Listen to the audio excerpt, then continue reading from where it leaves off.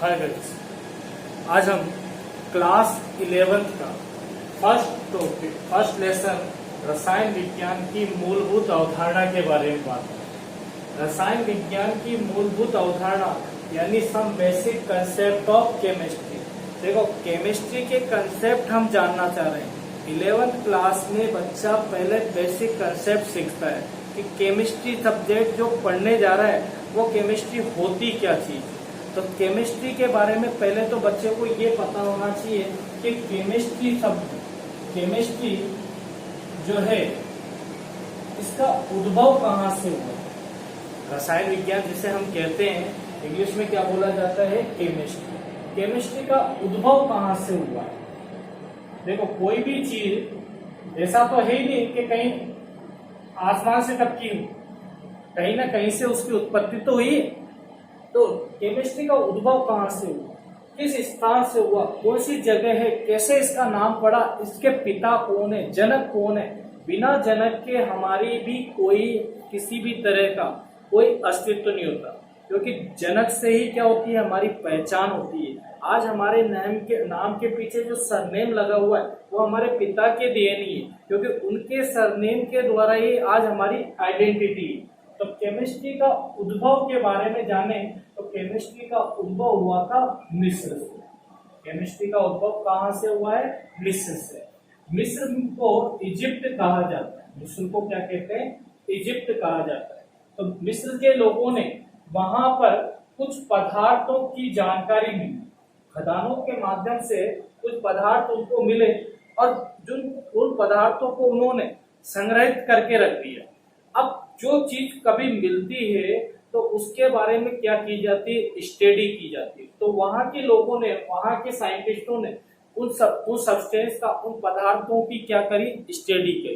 तो इसका वहां के लोगों ने, मिस्र के लोगों ने जो सब्सटेंस मिले उनका नाम क्या दिया था, चीनिया। उनका नाम क्या दिया गया था, चीनिया शब्द नाम दिया गया। क्यों? जैसे विदेशी लोग जो होते हैं, क्योंकि मिस्र क्या है, विदेश में है, तो वहां के लोगों के नेम देखें, हमारे तरह के नेम थोड़ी होते हैं कि यहाँ पर तो लोगों के नेम कैसे दिए जाते हैं। नेम के पीछे ज्यादातर शब्द क्या मिलते हैं, लाल, चंद, जैसे कोई भी नाम देख लो आप, तो उसमें इस तरह के शब्द मिलते हैं। लेकिन वहां के लोगों के नेम इस तरह के होते हैं। तो वहां उन पदार्थों को जिनकी जानकारी हुई उनको क्या नेम दिया गया, चीनिया नाम दिया गया। फिर उसकी स्टडी की गई, चीनिया का क्या करा गया, अध्ययन किया गया। उन चीनिया सब्सटेंस का क्या करा गया, अध्ययन किया गया। उसका हिस्ट्री जानी गई, उसकी हिस्ट्री जानी गई कि होते क्या है, क्या भाई इनमें ऐसे कलर क्यों हैं, ये पदार्थ इतने चमकीले क्यों हैं, इनकी गंध इतनी तीखी क्यों है। तो उसकी स्टडी की गई, उसकी हिस्ट्री जानी गई। तो उसकी के बेसिस पे इस चीनिया का अध्ययन या उसकी हिस्ट्री क्या कहलाई, केमिस्ट्री कहलाई। उसी से नेम क्या पड़ा इसका, केमिस्ट्री। और हम भारतीय लोग इसको क्या कहते हैं, केमिस्ट्री कहते हैं। क्या कहते हैं इसको, केमिस्ट्री कहते हैं। तो ऐसे तो इसका नाम पड़ा, केमिस्ट्री नाम कैसे पड़ा, इस तरह से इसकी हिस्ट्री या हिस्ट्री जो जानी गई उसी से नेम क्या रखा गया, इसका केमिस्ट्री रखा गया। अब बात करते हैं इसके फादर। भाई इसके कोई ना कोई जनक तो रहे होंगे।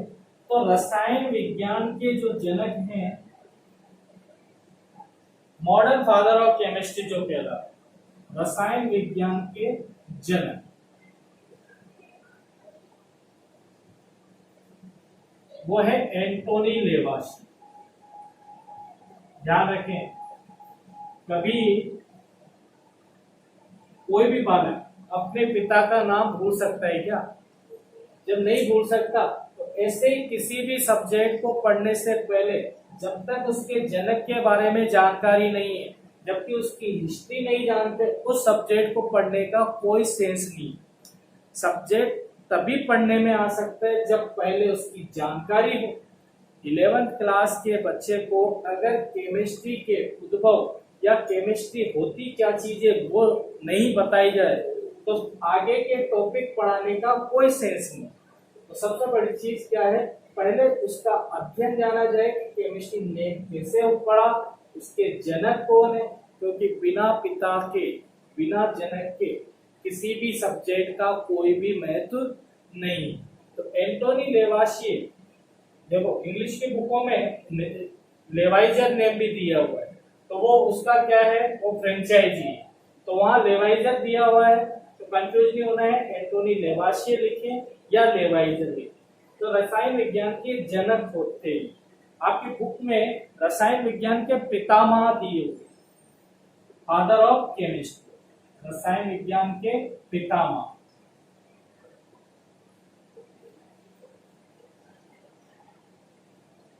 पितामह जानते हो किसे कहते हैं? जैसे महाभारत में अगर आपने देखा हो तो भीष्म जो थे उनको पितामह कहते थे, चाहे वो पांडव हो या कौरव। तो वो पितामह यानी फादर के भी फादर। तो उन पितामह कौन कहलाए रसायन विज्ञान के? प्रफुल्ल चंद्र राय। प्रफुल्ल चंद्र राय, प्रफुल्ल चंद्र राय जो थे उनको क्या कहा गया? रसायन विज्ञान के पितामह। और इसके बारे में इन्होंने, प्रफुल्ल चंद्र राय ने अपनी पुस्तक लिखी, कौन सी? History of Hindu chemistry. इनकी पुस्तक का नाम क्या है?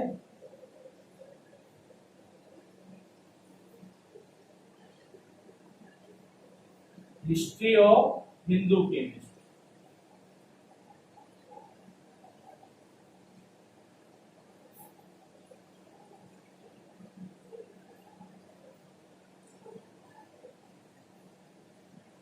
यानी इन्होंने क्या बताई? हिस्ट्री बताई। किसके बारे में? केमिस्ट्री के बारे में। तो ये पुस्तक इन्होंने प्रकाशित की थी। सबसे पहले प्रफुल्ल चंद्र राय की हिस्ट्री ऑफ हिंदू केमिस्ट्री नामक बुक आई थी, तो उसमें केमिस्ट्री का जिक्र किया गया। रसायन विज्ञान के जनक एंटोनी लेवाशिए कहलाते हैं। तो ये तो रसायन विज्ञान की जानकारी होगी कि हाँ भाई केमिस्ट्री का उद्भव कैसे हुआ। आप कहेंगे सर इसको चीनिया ही कहा गया था बेटा। क्यों? क्योंकि CHE वर्ड से च शब्द उच्चारित होता है, न कि क। इसीलिए नाम क्या था इसका? केमिस्ट्री। अब देखो, ये तो हमने इसकी हिस्ट्री जानी कि किस तरह से इसका नेम है।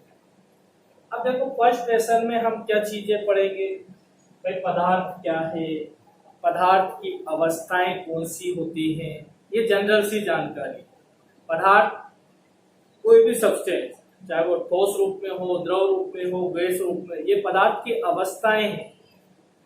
ठोस रूप जिसमें आकार आयतन निश्चित, ठोस रूप जिसमें क्या हो? आकार आयतन निश्चित होता है।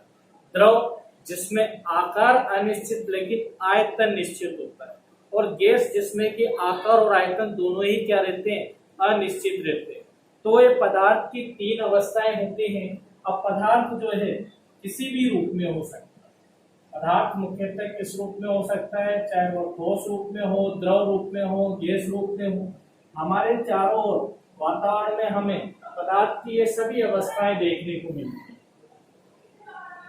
कितनी अवस्थाएं होती है पदार्थ की? मुख्यतः तीन अवस्थाएं। और जो सब वस्तुएं या जो भी आसपास हम जो हमें नजर आती है वो सब क्या है? पदार्थ ही। वो क्या है? मैटर। पदार्थ कहे, मैटर कहे, सब्सटेंस कहे, कुछ भी कह सकते हैं। तो ठोस, द्रव, गैस तीन स्टेज में होती है। ठोस में आकार आयतन क्या रहता है?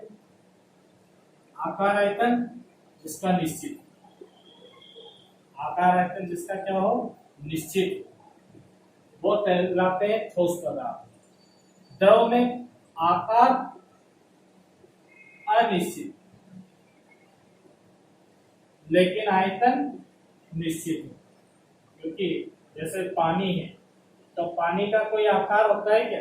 पानी किसमें होता है? उसका आयतन निश्चित होता है। उसको हम मेजर कर सकते हैं, 1 litre, 2 litre, 500 ml, 250 ml 100 ml।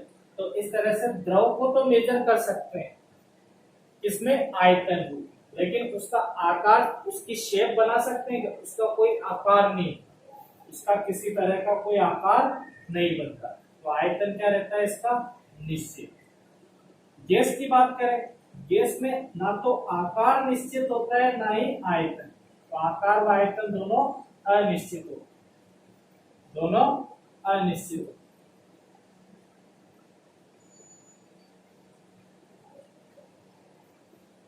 तो ये इनके बारे में हम बात करेंगे। देखो ये जनरल सी इंफॉर्मेशन है। अब जैसे केमिस्ट्री की हमने जानकारी दी, तो केमिस्ट्री की वैसे तो बहुत सारी शाखाएं हैं, केमिस्ट्री की कई सारी शाखाएं हैं।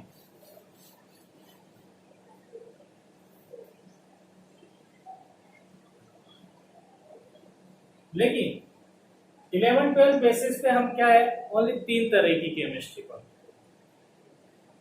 केमिस्ट्री की ब्रांच या शाखा, वैसे तो कई तरह की शाखाएं होती हैं, लेकिन हम 3 शाखाएं या 3 ब्रांच ही पढ़ते हैं। एक तो पढ़ते हैं इनऑर्गेनिक केमिस्ट्री,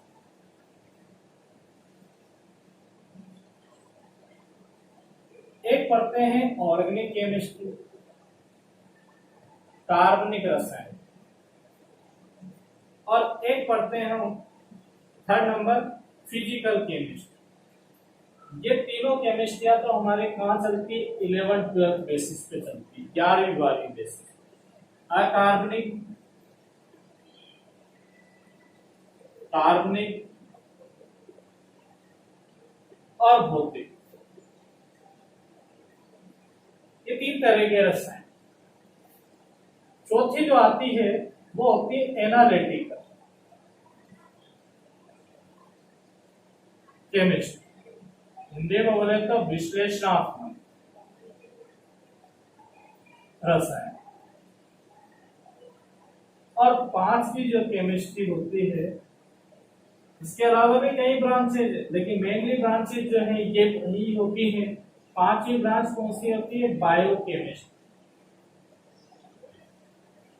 सॉइल केमिस्ट्री भी होती है, लेकिन मेनली 5 ब्रांचेज लिख रहे हैं। बायो केमिस्ट्री को जैव रसायन भी कहते हैं। तो ये कुछ जनरल सी जानकारी हो गई। नेक्स्ट क्लास में हम इसके जो मेनली जो टॉपिक है उनको पढ़ेंगे।